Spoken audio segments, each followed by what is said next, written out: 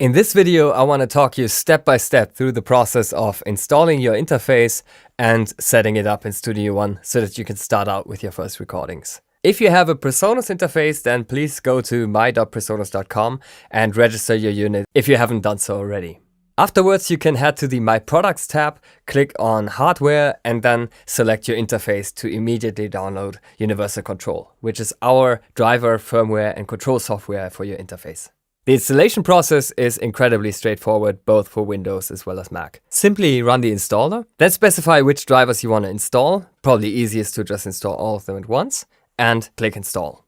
Once the installation is finished, you can start Universal Control right away and adjust your settings.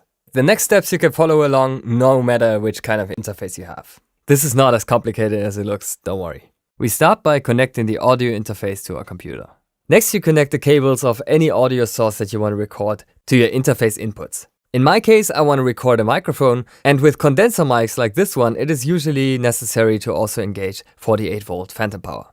Then turn up the gain of the input and start speaking into your microphone until you get some signal. This procedure would be pretty much the same also for a guitar and things like that.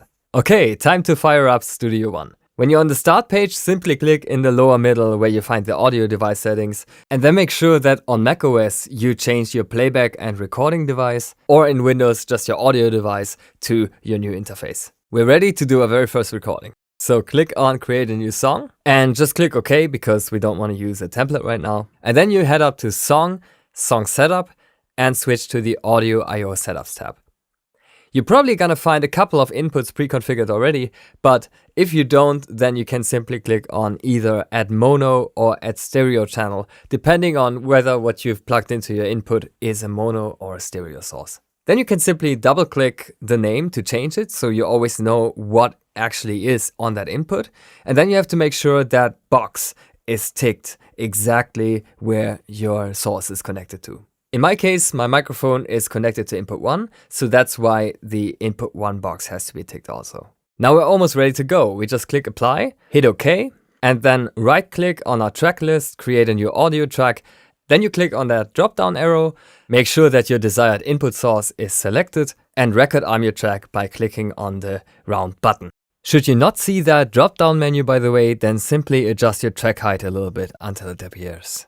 Now you're ready to record. Click the big red button down in the transport bar for record, and you're ready to capture your very first idea.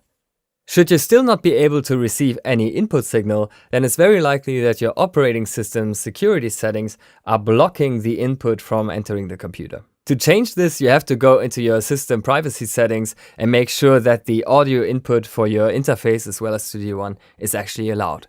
For a more detailed walkthrough, please check my tutorial that you find in the StudioOne support playlist.